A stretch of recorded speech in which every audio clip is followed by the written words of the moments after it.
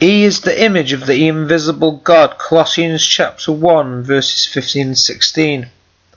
He is the image of the invisible God, the firstborn over all creation, for by him all things were created that are in heaven and that are on earth, visible and invisible, whether thrones or dominions or principalities or powers, all things were created through him and for him.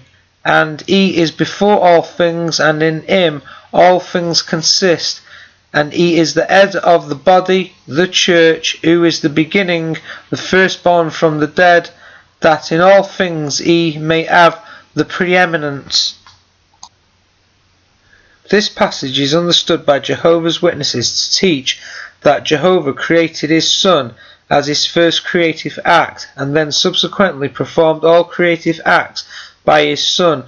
Other religious bodies merely assert that this passage proves that Christ existed prior to his birth on earth, since all the creative acts are ascribed to him.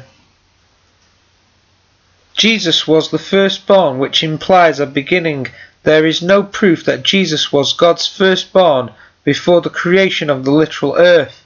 Passages like Psalm 89 and verse 27 and 2 Samuel chapter 7 and verse 14 predict that a literal descendant of David would become God's firstborn. He was clearly not in existence at the time those passages were written, and therefore not at the time of the Genesis creation either. Jesus became the Son of God with power by his resurrection from the dead. Romans chapter 1 and verse 4. God has raised up Jesus again, as it is also written in the second Psalm, "You are my Son, this day have I begotten you." Acts chapter 13 verses 32 and 33. Thus Jesus became God's firstborn by his resurrection.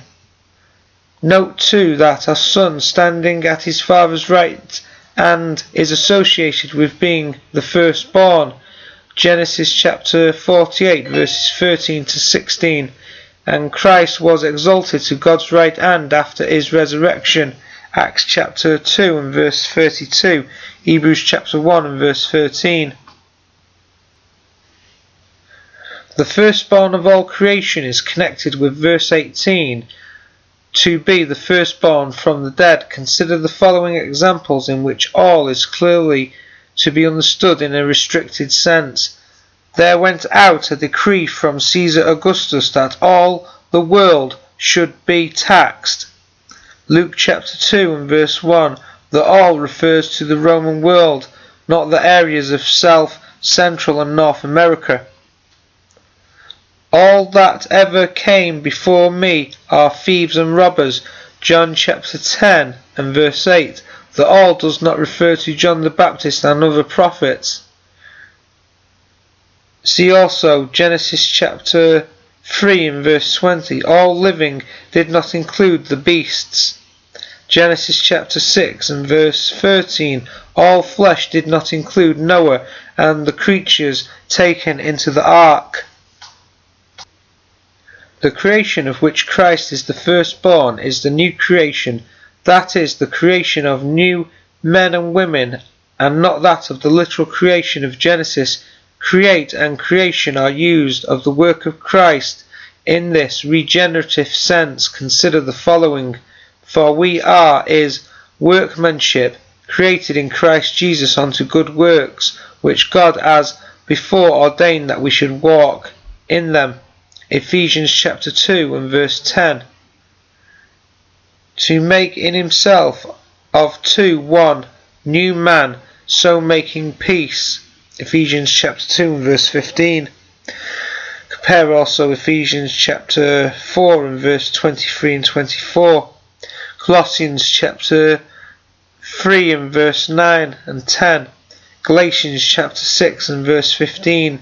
James chapter 1 and verse 18. 2 Corinthians chapter 5 and verse 17. Colossians chapter 1, rather than supporting the doctrine of the Trinity, is opposed to it. Consider the following. If Christ is the image of the invisible God, verse 15, then he is a replica, not the original. Christ is the firstborn over all creation.